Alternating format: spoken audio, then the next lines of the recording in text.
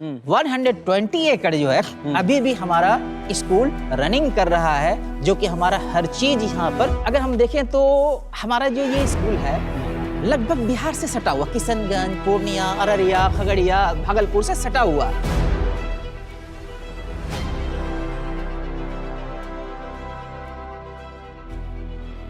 हमें लगता है कि इस उत्तर बंगाल में, नॉर्थ बंगाल में इतना बड़ा स्कूल, इतना बड़ा कैंपस, वो भी कैंपस ऐसा जिसे ग्रीन कैंपस, अगर आप आएंगे तो देखेंगे किसी टूरिस्ट प्लेस में हम आए। 120 एकड़ का एक कैंपस होना सिर्फ अपने आप में बड़ी बात है। ऐसे में बच्चे इस कैंपस को कैसे एंजॉय करते हैं। नमस्कार, मुजफ्फरपुर नाउ देख रहे हैं आप और मैं आपके साथ अभिषेक रंजन।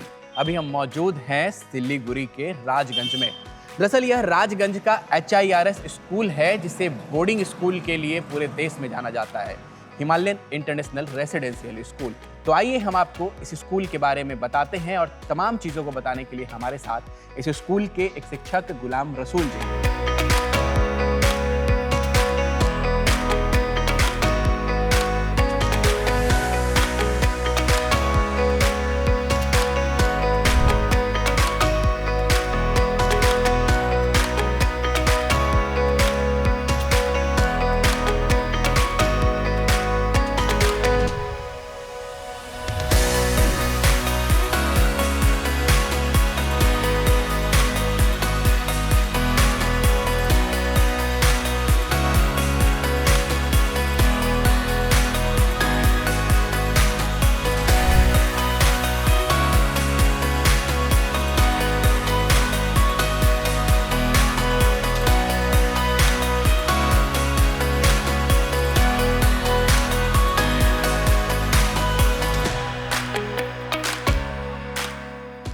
गुलाम जी, बहुत बहुत स्वागत है आपका।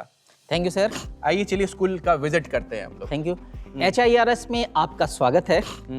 आप HIRS में अगर आते हैं तो सबसे पहले आप जलपाईगुड़ी, जिसे NGP कहते हैं, आप NGP में उतरें।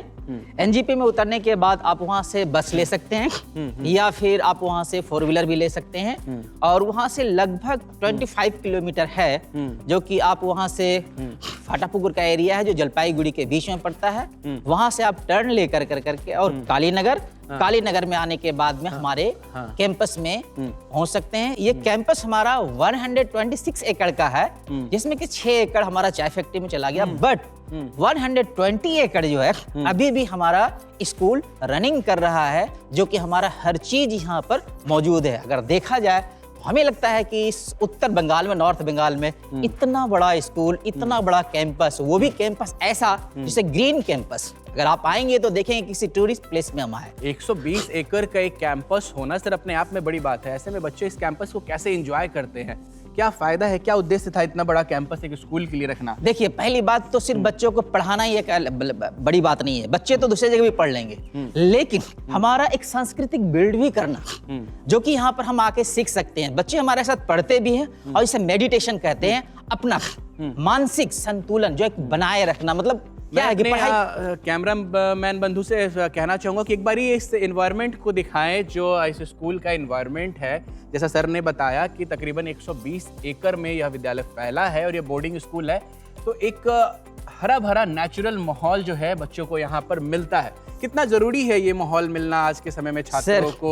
अगर हम पॉल्यूशन इतना बढ़ गया है ऐसे समय में, ये माहौल कितना जरूरी है?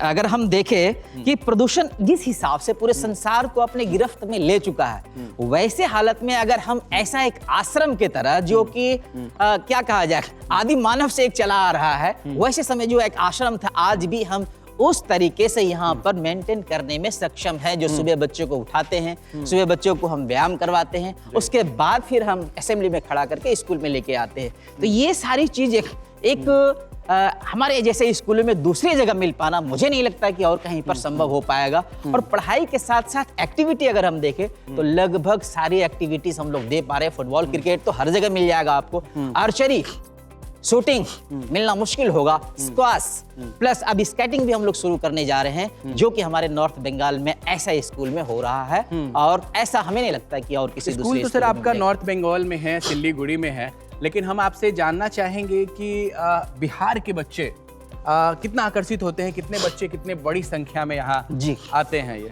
अगर हम देखें तो हमारा जो ये स्कूल है लगभग बिहार से सटा हुआ, किशनगंज, पूर्णिया, अररिया, खगड़िया, भागलपुर से सटा हुआ है। वहां से हमें ज्यादा दूर भी नहीं है। बच्चे का कम्युनिकेशन करने में, पेरेंट्स को एक बोर्डिंग स्कूल में छोड़ने में बहुत आसानी होती है, जिसके कारण वहाँ के बहुत सारे बच्चे हैं। और धीरे धीरे मैं देख रहा हूँ कि और धीरे धीरे बढ़ता ही चला जा रहा है। क्यों? क्योंकि यहाँ का एक उनका इन्वायरमेंट मिलता है। वहाँ और यहाँ के इन्वायरमेंट में ज्यादा फर्क नहीं पड़ता, इसलिए बहुत सारे बच्चे हमारे यहाँ पर बिहार साइड के यहाँ पर हैं जो अभी पढ़ रहे हैं। अच्छी तरह की पढ़ाई लिखाई की बात करें तो क्या चीज़ें हैं जो अलग बनाता है इस स्कूल को, इस बोर्डिंग कैंपस को डिफरेंट करता है बाकी स्कूलों से? जी, अगर इस चीज़ को हम देखें तो हमें नहीं लगता कि किसी स्कूल में सुबह उठा करके उसको व्यायाम के लिए टीचर्स लेकर के आते होंगे और यहाँ पर उसका मेडिटेशन करवाते होंगे, यहाँ जिम्नास्टिक करवाते होंगे। दूसरे स्कूलों में नहीं होगा। प्लस हम जब यहाँ लेके आते हैं तो हमारा एक होता है ना टीचर और एक स्टूडेंट का बॉन्ड, ठीक ना, वो हमें एक मिल जाता है। आप किसी फुटबॉल अगर खेलें, फुटबॉल खेलने के टाइम में अगर आप देखेंगे तो अगर खेला जा रहा है तो वो खिलाड़ी जो है बाद में एक अच्छे फ्रेंड बन जाते हैं। तो वो चीज यहाँ पर है कि स्टूडेंट एक साथ है, टीचर से एक साथ है हमारे रेसिडेंशियल में, जिसके कारण एक अच्छा स्वभाव बन जाता है। किसी भी सुख दुख में अगर उसका तबीयत खराब हुआ तो दूसरे टीचर मानते हैं टीचर वो पढ़ा रहा है, लेकिन उतना वो उतावला नहीं होगा, उतना अपने पेरेंट्स की तरह उसको नहीं देखेगा, जो चीज हम लोग यहाँ पर उस बच्चे को दे पा रहे हैं। मैं अपने कैमरामैन साथी से चाहूंगा कि इस पूरे एरिया को दिखाएं कैसे ये मेंटेन किया गया है। सर, पढ़ाई के साथ साथ इस मेंटेनेंस को करने में भी एक बड़ा समय जाता होगा, एक बड़ी पारिश्रमिक वर्ग होगा।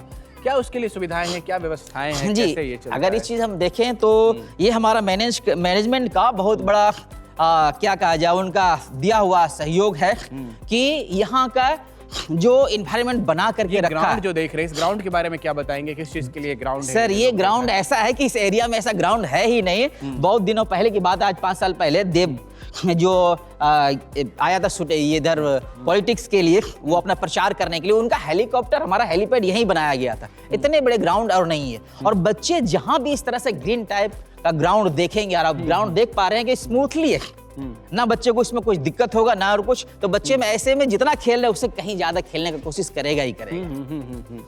तो खेलना कूदना ये चीज़ों पर ज़्यादा ध्यान दिया जाता है स्कूल के अंदर। इसके साथ साथ अगर हम हॉस्टल की बात करें सर, क्योंकि घर से दूर एक माँ बाप को अपने बच्चे को भेजना एक बहुत बड़ी चिंता का सबब होता है सर, खासतौर पे हमारे बिहार में। यहाँ पे लोग बोर्डिंग स्कूल को लेकर के अनायास बहुत सारी चीज़ें हैं जो नहीं भेजना चाहते हैं। बच्चे एक चिंता में रहते हैं कि उनका देखभाल कैसा होगा। वैसे पेरेंट्स को इस स्कूल के बारे में आप क्या बताना चाहेंगे, क्यों ये ज़रूरी है कि बोर्डिंग स्कूल भेजना चाहिए? देखिए, हमारा ये आवासीय विद्यालय जिसको हॉस्टल कहते हैं, ये हॉस्टल यहाँ अगर आप देखेंगे, सुबह यहाँ पर सुबह जो उठ रहा है बच्चे, उसका केयर, सुबह उठाना, छोटे बच्चे को दीदी उठाना, बड़े बच्चे को हमारे वार्डन उठाना, उठा करके ग्राउंड तक ले करके टीचर्स आना, और फिर जो हमारा रूटीन है, क्लास रूटीन, उसके खत्म होने के बाद 4 बजे से अभी देख रहे बच्चे जो खेल रहे हैं, सामने जब जाएंगे तो वो प्रेप हमारे टीचर्स करवाते हैं।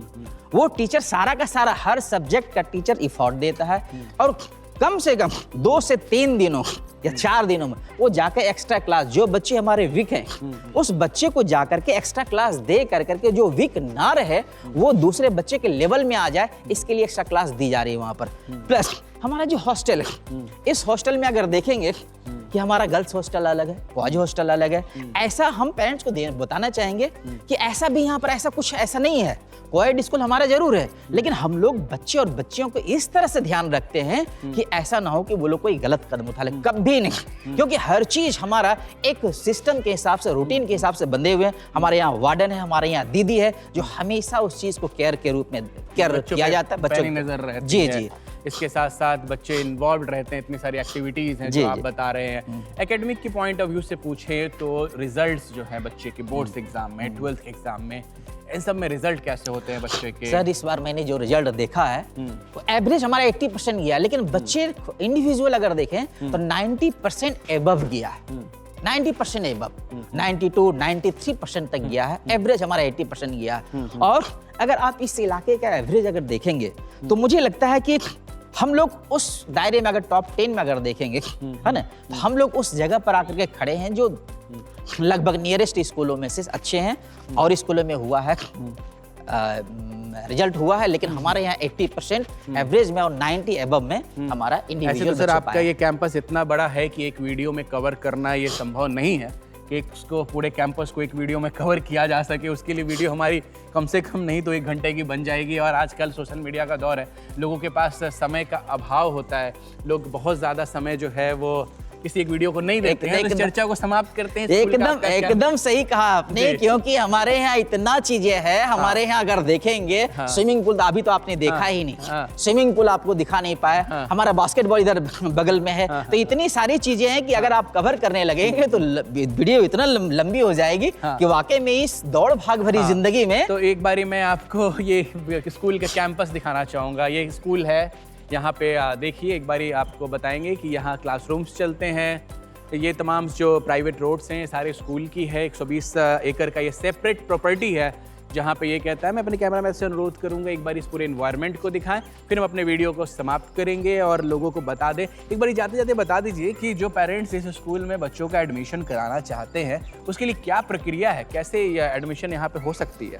जी, पहली बात तो जो भी हमारा एक मीडिया चैनल के द्वारा आप जो देख पा रहे हैं उसको देखिए, और नीचे दी गई स्क्रीन पर जो नंबर दी हुई है उस नंबर पर आप कांटेक्ट करें। उस कांटेक्ट करने के बाद वो सारी प्रक्रिया आपको वहां से मिल जाएगी, और मिलने के बाद वो जैसा आपको कहें उस हिसाब से आप जलपाईगुड़ी स्टेशन में एनजीपी उतरिए। उतरने के बाद वहां पर आप 4 व्हीलर ले सकते हैं या बस के द्वारा आप यहाँ पर आ सकते हैं, इसमें कोई दो राय नहीं। और आने के बाद वहां कांटेक्ट करें, और आपका, मुझे जो लगता है कि आपके बच्चे के लिए एक उज्जवल भविष्य जो देख रहे हैं आप, यहाँ के अलावा और कहीं मिलना मुश्किल है। तो गुलाम रसूल जी थे हमारे साथ, जो HIRS कैंपस के एक टीचर हैं, फैकल्टी है, जिन्होंने बखूबी बताया कि कैसे इस विश्वविद्यालय में तमाम तरह की सुविधाएं दी जा रही है। यह विद्यालय पश्चिम बंगाल के सिल्लीगुड़ी में राजगंज इलाके में है, जो कि 120 एकड़ में फैला है। तमाम चीज़ें आपने इस वीडियो के माध्यम से देखा और जाना। अधिक जानकारी के लिए स्क्रीन पर दिए गए नंबर पर आप संपर्क कर सकते हैं। बने रहिए मुजफ्फरपुर नाउ के साथ।